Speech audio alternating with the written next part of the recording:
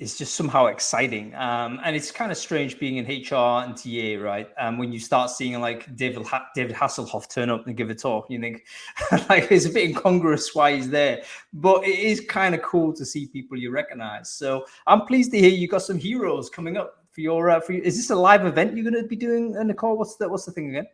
Yeah, so we do have our Inspire conference. I think we're live now. Hello, everybody. But yes, we have our Inspire conference coming up in November with a number of amazing speakers, and whether they're celebrity or industry, I would say celebrities, if you will. I know they announced the big one, our celebrity guest Dan Levy, which is very exciting. I think to top last year with Mindy Kaling is like, who could they choose? But I'm And pretty excited about that. And You know. that's where all the marketing budget has gone, folks. So if you need to know why iCIMS like smaller digital footprint this year, is because all of it's gone to the speaker feeder. Okay, we are live, everybody. So welcome to Brainfood Live on Air. It's episode 122. Bringing it to you every Friday, and we have got a special show for you today, folks. We've completely changed the format of this because I think it is a topic that we need to care about. And it's also about a demographic we need to listen to more. We talk about early career talent a huge amount. We research them, we think about it, but are we actually listening to what they got to say? So today's topic is going to be about what Gen Z, folks that have been born between 1995 and 2010, I believe. So people who are entering the workforce for the first time after pandemic, what do they think about the world of work? What do they think about recruiters? What do they think about how they choose which employer they want to go forward with? So super interesting and valuable information. Anyway, before we kick off, just a quick sound check as we usually do on Crowdcast. That's our primary way we're channeling this talk. If you can hear us okay on Crowdcast, please say hello. Let me know in the chat screen there. We're also multicasting on LinkedIn, folks. So I can see that we're live there. So I hope the heck you can hear me okay. Let me know if you can hear me okay on LinkedIn. Give me a thumbs up or a yes, Hong. I celebrate your LinkedIn live. There's all kinds of weird emojis there. It's not like or dislike. It's like yes, we publicly support your view. So give me one of those. And we are also on. We should be on Facebook as well in the Facebook group. So if you are on Brainfood online community on Facebook and you can hear me okay, please let me know. That would be good to know. As a bonus, we are live on Periscope as well, which most people don't know about, but it's still there. Anyway, looks like people can hear me okay. That is totally fine. Okay, let me introduce my co-host. Secondly, because this is a new person that's never been on Brainfood Live before, never been a co-host of Brainfood Live, but she's going to do an awesome job. It's Nicole Tucker. How are you doing, Nicole? Oh, well, thank you so much. I'm super pumped to be here this morning and this afternoon in where you're based out of in the UK, but very excited to be on this conversation with you with Brain Food Live today. Nicole, for the people who don't know you, can you quickly introduce yourself and what it is that you do for a living? Yes, of course. So, hi, Nicole Tucker here. I am the manager of talent acquisition at iCIMS. I've been with our business 9 years, have seen the organization grow tremendously in that time. I've been had the fortunate opportunity to manage the team of talent acquisition partners, recruiters partnering across the business, growing our business globally. So, very excited to be here. Amazing. And actually, with 9 years, that means you have seen the journey, right? I mean, that's one of the great pleasures, I think, of being in recruiting is that you can see the growth of the company from a smaller point to, something at a larger point. Oh, there's Saurabh saying, hey, he's a customer. Say nice things, Saurabh. Okay, let's talk about, let's review the newsletter firstly. So Nicole, quickly on this, what do you think? Did you read the newsletter last week? And if so, what did you think about it? What was interesting? Yeah, no, of course. Of course I read it. So, yeah, a couple of things that popped out to me. First, that code switching article by Dorothy Dalton. That was fascinating. Just thinking about, bringing your whole self to work. And I know this idea of inclusion and being able to sort of have the opportunity to make sure employees have that ability to bring their whole selves to work is important because it impacts the ability and production of how they work at your company. I know it's something that I really found important and something that I know at iCIMS we're thinking about as well. Do you know what that was such a Dorothy is such a smart writer. People should follow her newsletter. I've just sent the post in the crowdcast there. But she's taking this idea from linguistics, code switching, where Yeah. multilingual people can typically switch in different registers and stuff. But sometimes you have to do that with your identity. Imagine the mental effort required to have to do that, to be a different person in work than you are out of work, and you have to kind of create a new image for yourself, almost maintaining a different personality. That takes mental energy, and I think her well-researched post there was to say that is actually a drain on productivity. Because if you're creating an environment where half your employees don't feel they can be themselves in your business, all that energy is spent on maintaining this performance, when in fact it should be spent on doing their job and contributing to the company. So super important to create these inclusive cultures that can be welcoming to different personalities, so that we can drop a lot of these things that are not us. No, Um, absolutely. cool. What else was interesting, Nicole? Yeah, so I need to buy her book now, but Erin Meyer's the culture Yeah. book, that was just watching a little bit, and the culture map that she's created. Obviously, as we've continued to grow and expand globally here at iCIMS, that's something that I personally think about as well, managing a team that is not just based in North America, but team members based in the UK, both London and Dublin. So it is something that we're constantly thinking about, and then also the people we're bringing on board, hiring across all these different countries, and making sure we have. It's almost the self awareness that your perspective and how you think about yourself and your culture and what you impart on somebody else's culture and how they work, and thinking about recruitment in general. It's fascinating to say the least.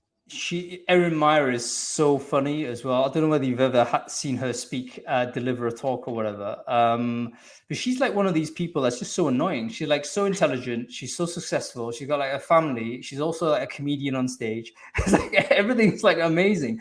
But she's a really, really good speaker, and she's written a book, obviously, called The Culture Map, which is describing how different cultures are on a different scale. I think she's one of the first people to describe sort of, are you an individualist, or you're a communitarian type culture? Are you direct or indirect? All of these different ways to measure culture. And I've just shared the link there. A guy called Simon Wardley, who, by the way, is another person you should follow. Really strange fellow on Twitter, but really, really smart. And the way he's simply talking about how he just taken a Maya visual, but it describes, various stereotypical country cultures, on whether they are a sort of direct or indirect. And that's very important in case you think all Dutch people are rude, for instance. They're not rude. They're just like hyper direct, intolerant of small talk. They're just like straight in. And in fact, they would even be kind of would think the prevarication, the evocation, to equivocate, if you like, and not be straight, is actually offensive, because you're not being honest. So but that can be very abrupt to people who are not used to this. So yeah, definitely need to read it, especially as the world of remote, right? We're starting to hire people from everywhere, so you can't just walk around thinking your culture, your values look like this, therefore everyone needs to fall into that. They're going to all behave in different ways. Fascinating stuff. Okay, one more, Nicole, before we get into the meat of this topic today. One more from last week. Yeah, no, I was watching the YouTube on the cutting edge understanding of AI systems with Jack Clark, just in terms of how the policy around AI, and how that's shifting and how it needs to shift even further, with respect to how we need to be responsible, and how I would say companies that are innovating and respect to what they're building, it's almost taking off like the rocket ship, whereas the policymakers may be so far behind from Always. what's happening, and that I would say that loop of just understanding and not just taking things ad hoc, but having that systematic way of evaluating and almost being on the pulse before the pulse happens, to make those I would say informed decisions and be able to elevate what companies are able to do even faster. I think is pretty exciting. You know what? There's a load of great talks on AI on that channel, and I don't think enough people kind of watch it because CogX is kind of a UK conference, but it's a global conference run by UK people. But I do think they've managed to bring together some of the best brains talking about AI, and a lot of it interfaces what we do. How it interfaces in the world of work, like how do we use technology in an ethical way and stuff like this. And this talk, which again I've just shared in the stream there, super interesting because it's talking about this lag that we have between the technology, the adoption of it, and then it's almost like after it's already been implemented and adopted, like the lawmakers then say, right, here's the law, as a kind of relevant for 2014, but we're 2021 now. Like how do we close that gap? Because it's oftentimes we'll be creating laws for either products that don't exist anymore or they're used in different ways. I have a feeling GDPR is a bit like that. I think, for the European team members at iCIMS, you're probably familiar with this. I mean, obviously, it's a global tool. You have to think about it. But a great deal of GDPR, I think, was, designed for a world that isn't quite where we're at and has produced basically an internet experience where we're spending all our times, half our time confirming, yes, I agree, before we get access to the information. So, yes, annoying, but also important. No, it's absolutely true, and I think it goes to the idea that the innovation and infusion of technology, and whether it's AI or others, with respect to how we operate, it's continuing to evolve constantly, and that knee jerk reaction tends to be so delayed when you think about policy. And I just found that to be kind of interesting, being at a software company that invests in products that are also AI focused. So Yeah, you got to think about it and almost predict how slow politicians might yeah, be, so you can I time see what when you did to. there. You do though, don't you? I mean, basically, you can't assume that they're going to know what they're doing. So they'll end up sort of.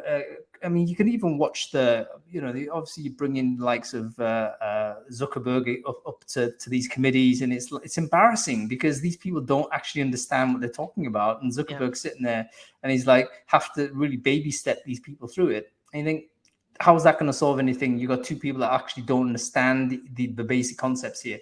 Anyway, Yes. let's move on. Okay, let's talk about this report. So, can you give us a bit of a background on the class of 2021 report that was conducted, and then we're going to bring on Rhea, and she's going to talk us through the data on this. How did this report happen, and what was the circumstances that created it, and what was the thing? Did you how many people did you speak to in the end? Yeah, so ultimately, I could speak to this report is something that iCIMS has actually run for a few years now, and it surveys both the class audience as well as the I would say the talent acquisition audience with respect to their experiences recruiting those in a certain class of. So those that are graduating that year or had graduated within that year, and being able to ask them questions around how and they've interacted with either the recruiting process, the talent attraction strategy, what they're looking for from their current employers, what they expect from a salary, and being able to look at those two audiences and make those comparisons. So we've actually been running this for a few years now. I believe they surveyed thousands of people in multiple countries, both UK, domestically. I know Rhea is much closer to it and can tell you a little bit more about the science and the methodology they use to be able to collect this. But really, it's what you get from it and how you take that information and how that impacts how you think about recruiting those that are your next leaders, your early career individuals that are building the foundation for your company, that are growing your business, especially at some of those early entry points, whether it's internships or those first time professionals. Yeah, absolutely. Let's bring on Ray. I did not actually know that you did this every year. So that's my ignorance of it. But it seems like a really interesting thing to do it over time, because then of course you've got comparisons over time. So, and there she is, Rhea. How are you doing? Perfect timing. Hi, Great to see Rhea. you. How are you And guys? please correct me if I'm wrong, but I believe this is maybe the third iteration that we've done this, the third year or the second year. This is the sixth one I've been a part Sixth of. one. Oh, there you go. See, But I've been nice since 5 years, so that makes sense. It's the sixth or the seventh, but yes, it's been going on for quite a while now. Rhea, for the people who don't know you, can you quickly intro yourself, what it is you do for iCIMS? Absolutely. Hi, everyone. I'm Rhea Moss, Director of Data Insights and Customer Intelligence at iCIMS. Like I said, I've been at iCIMS about 5 years. I spent the last 3.5 or 4 years actually in the labs department working on data science and AI/ML. I was enjoying your guys' conversation there a little bit as kind of an early adopter in the tech world of looking at AI/ML and how we can use it in HR. But about 1.5 years ago, I moved into a role at iCIMS in customer success to actually use our data analysis and the data that we're getting out of our system to help our customers make decisions in this, I don't like to call it the new normal because I refuse to call it normal, this new world that we seem to be navigating that changes every few months on us. So we get to mine the iCIMS proprietary data set to create these reports. We do a monthly kind of snapshot report of what's going on in the last month, and then we do 2 kind of big doozy reports similar to the first one is class of 2021 that we're talking about today. And the other one is an annual kind of workforce report that looks at the workforce as a whole.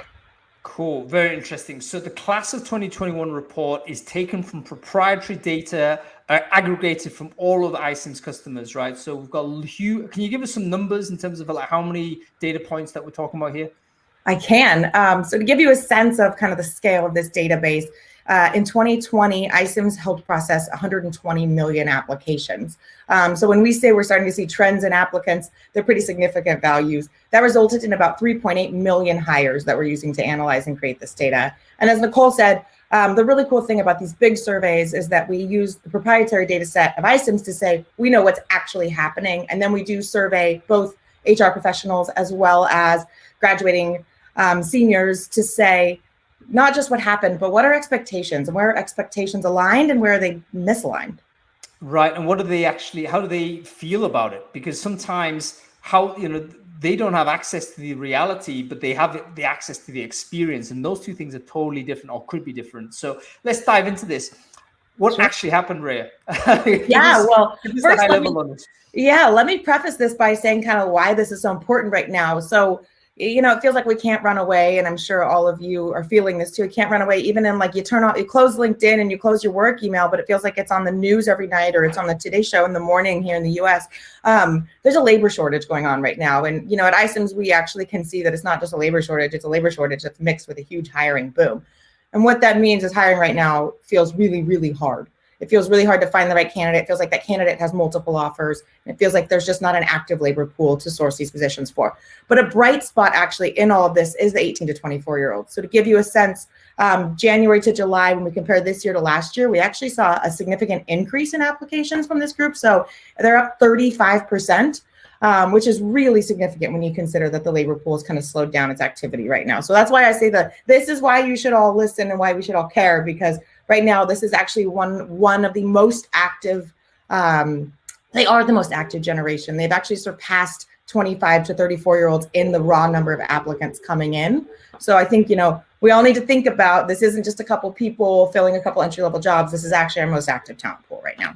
So with that, as a quick snapshot then, Rhea, what you're saying is, hey, everyone's struggling to hire. You may need to look at Gen Z because they're super active, and that's possibly the demographic that's right now ready to go. So, take a look at that group of people rather than, struggle away at these 25, 50, 30-year-olds and so on. Yeah, and Nicole can probably speak to this. I was speaking with a couple of our clients, actually did an in-person event for the first time this last weekend. I said, this is not the time to try to hire someone with 10 years experience. It's really, really hard. The millennial generation, while we all think of the millennials, 2 years ago, we talked about the millennials like they were carefree. And then we all realized that millennials turned 40 this year. They're the ones stuck at home when the daycare's closed. Selfishly, I don't know. Personally, I don't like to admit this. I'm a millennial too, right? 2 kids, working my full-time job during a pandemic with kids and a dog downstairs. So this millennial generation that we all thought were kind of carefree are actually the generation that we're seeing do things like shelter in place in their job.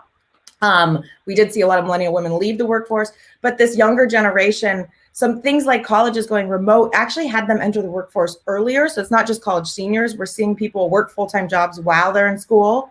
And we're really seeing them kind of pick up their activity of finding this is a great opportunity to get a great job young. Okay, so Rhea, that's an interesting insight. So colleges have gone remote as default, obviously for public health reasons, but that's kind of released a lot of labor because these kids that would otherwise have to go to college now are at home. Maybe they've got more flexible time. They're going to do a remote job anyway. So suddenly you can almost dual track this. They could educate as well as deliver work. So yeah, more. I think of my college experience, and I had physics lab at 8 o'clock in the morning, all the way through to a business law class that ran 6 to 9 p.m. And yes, there's big gaps in the middle, but that didn't really leave a time to go find a 40-hour a week, 8 to 5, 9 to 6 type work. People picked up odd jobs here and there, but no one I was in school with necessarily was working a 9 to 5. Now that school is, especially with things like asynchronous learning, they can take their courses, take their tests when they're not at their full-time job. So we are definitely seeing an uptick there. Yeah. What else? What else are the big sure. So to dive in, I think I picked out. Happy to share the full report. There's a lot in it. I picked out a couple of them that I personally found really interesting, and I will actually go back and call out the poll. So the poll, you guys were being asked, what do we think is the top priority for Gen Z candidates? I noticed that there were 0 votes for. I'm sorry, I just clicked the wrong button. There's 0 votes for on-site work environment. But I'm going to give you a stat that I think your minds are all going to start spinning here. So only 2% of Gen Z wants to work remote full time. So I know 2%, 98% of Gen Z wants some sort of in-office, maybe a day, maybe 3 days, maybe 5 days, some sort of in-office work. I think that when I first read that, I'm like, there's a typo. I think you guys missed a number. Is it 52? Right. And, 26% said that remote work might be a selling point, but only 2% really, truly wants to work remotely full time. And I totally agree with you. So what's interesting, though, is that 88% of HR professionals says they're willing to hire full-time remote entry-level talent. So that disconnect, that desire, and we can dive way into it. I'll give you a couple other stats, but the 2% number is really going to show that Gen Z wants a pre-pandemic normal work experience.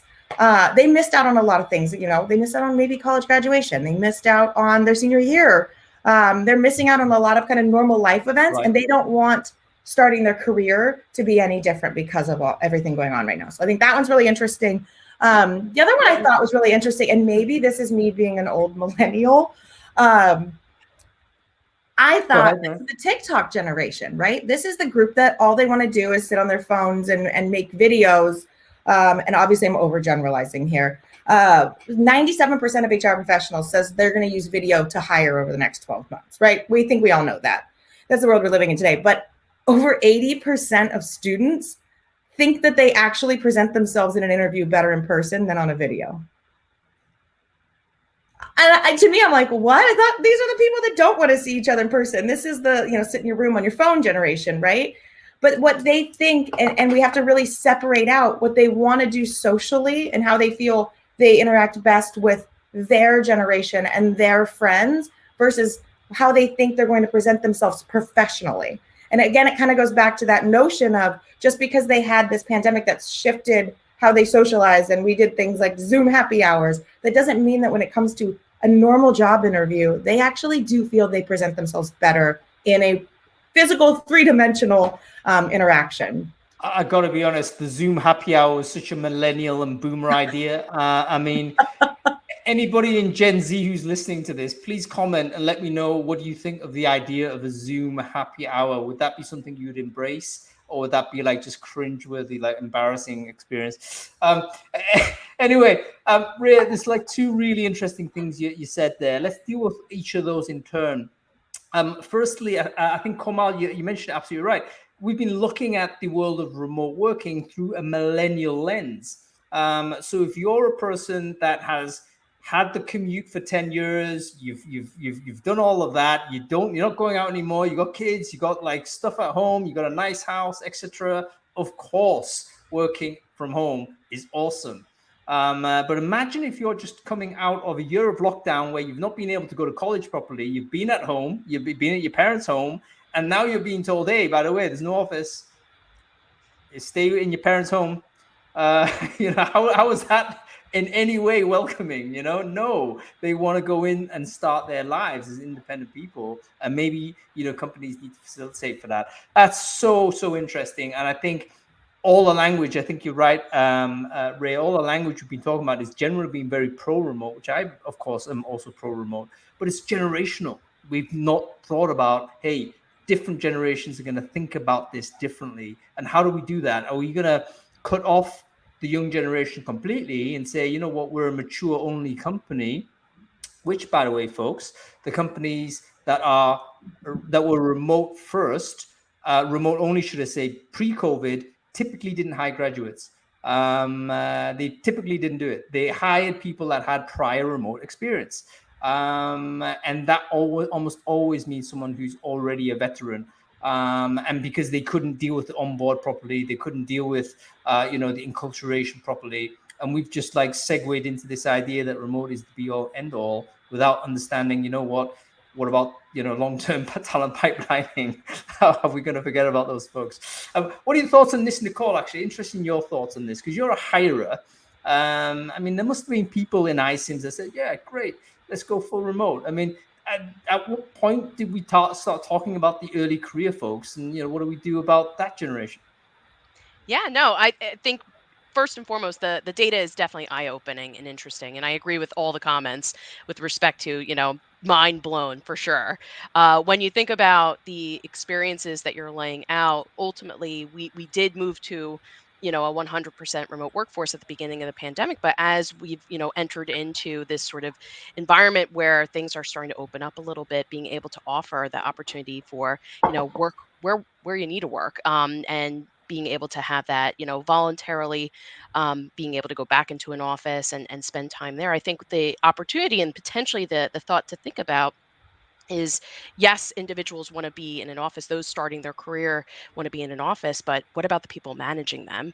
And what kind of environment does that look like when you have leaders who are, you know, ultimately wanting to be remote 100% or not as interested in a full-time in office position, and being able to meet in the middle?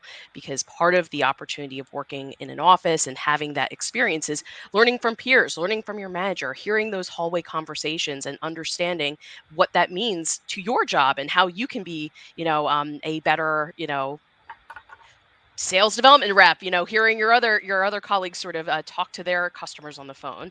But the person that's leading them, if they're not there, or if they're there only certain days, being able to sort of, I would say, come in the middle and not say compromises, you know, everybody is losing, but how are you working together to make sure that everybody feels like they're able to bring their whole selves to work, and they're able to bring their passion, their enthusiasm, and ultimately be that productive employee, whether it is in an office full-time, hybrid, or 100% remote, and being able to balance those, I would say, those three elements, if you will.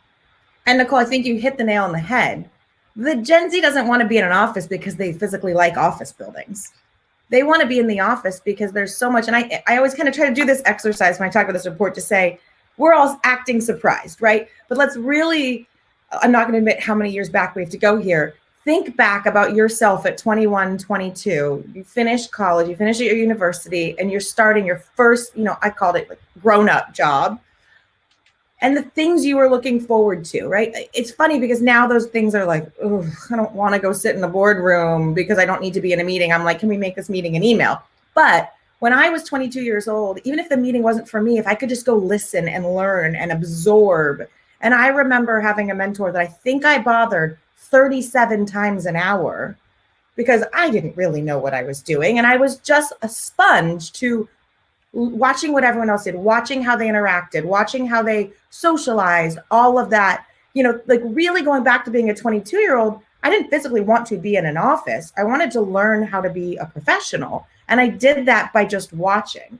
And I think that candidly, joining a 30-minute Zoom here and there that might get cut short and everyone's excited to get 10 minutes back, you don't get that walk to and from the conference room, bond, learn how to be social but professional simultaneously if we're doing that in a remote position. And I'm as guilty of this as anyone, of just getting on, you know, as a millennial who's got a lot going on personally, getting on, hanging up. At the end, I don't want to sit and small talk for 10 minutes. Now, we've gone back a little bit to the office, and kind of we joke now, you go to the office, you don't actually get your job done. It's where you socialize. It's where you kind of connect with other people. We let some of our interns, we offered for them to come into the office.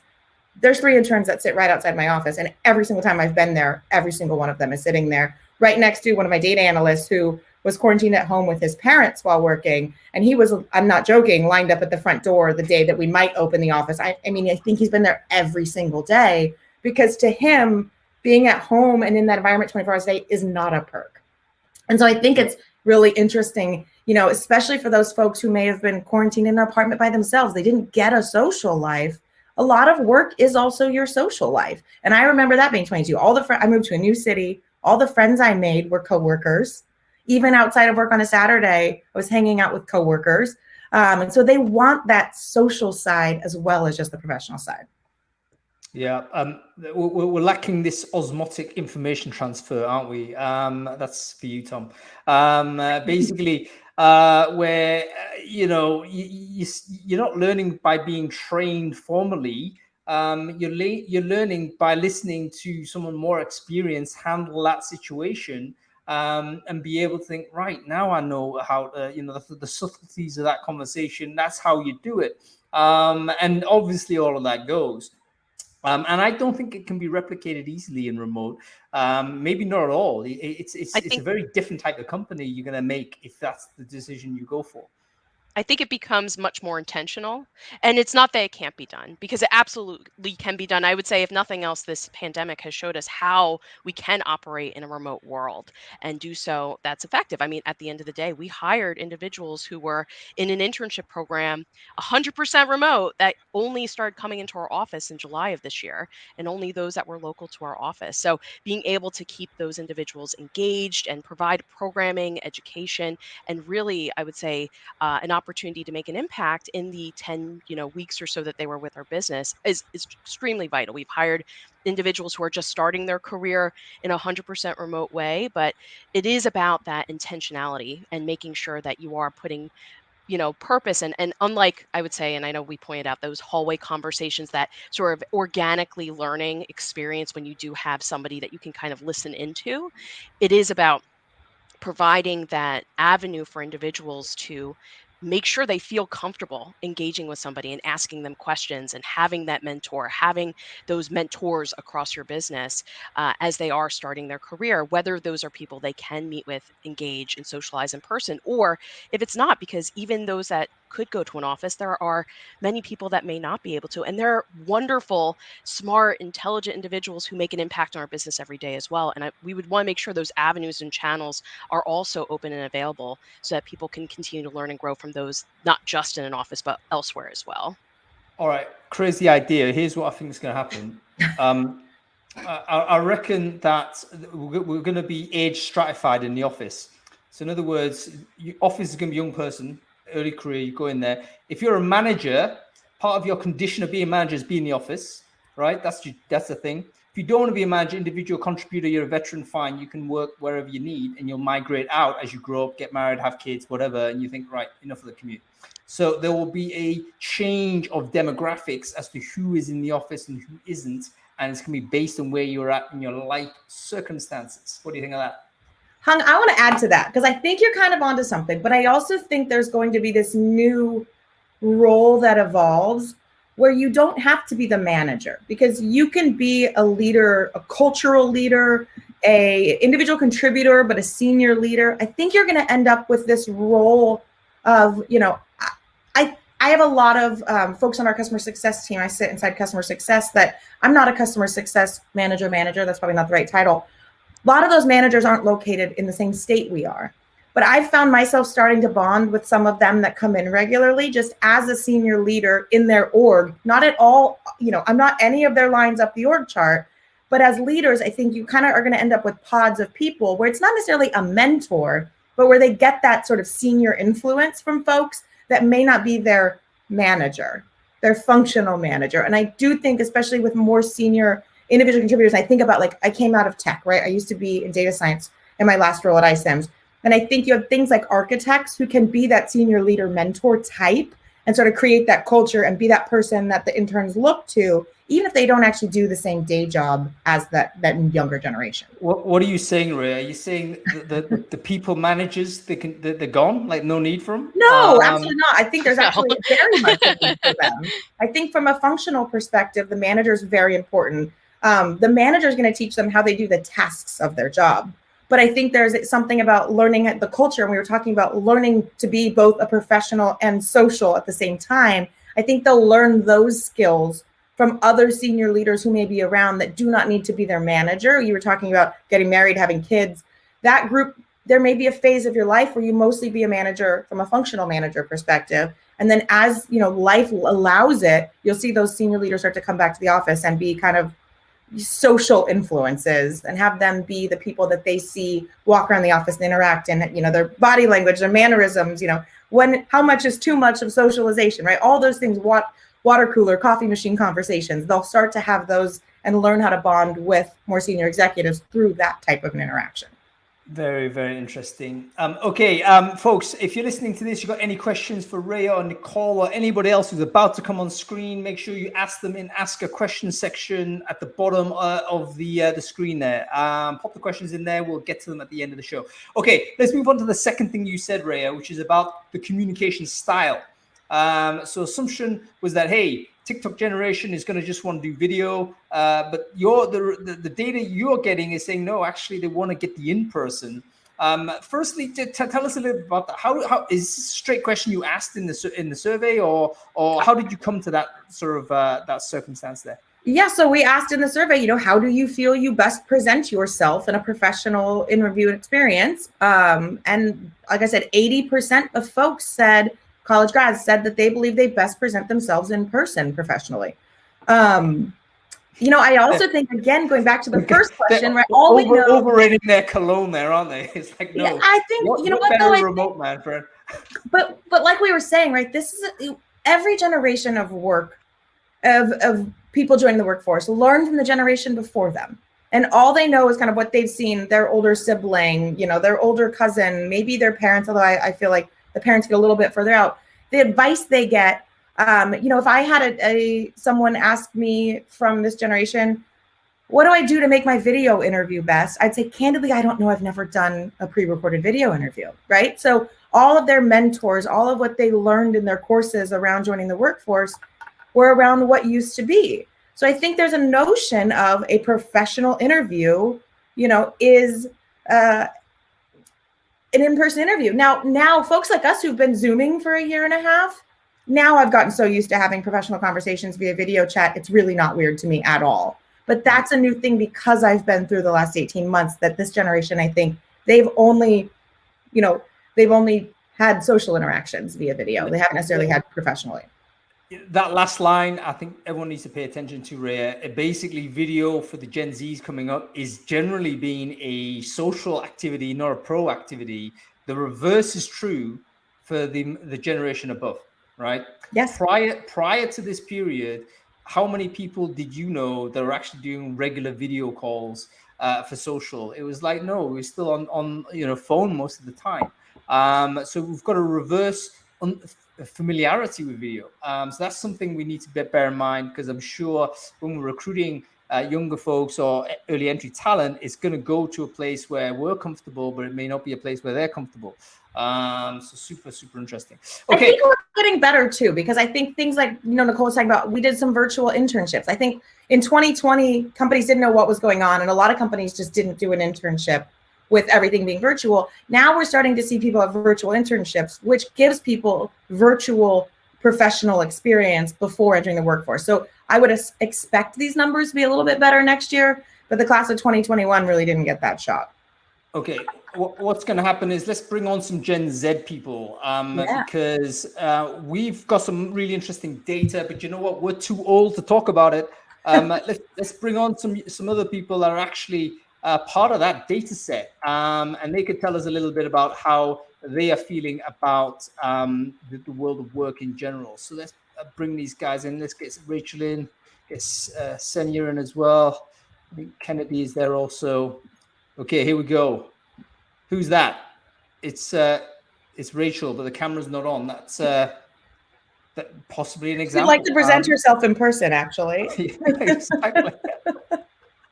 Oh, who's that? Somebody's come on. That's Senya. Hello. Hi, Senya. How are you?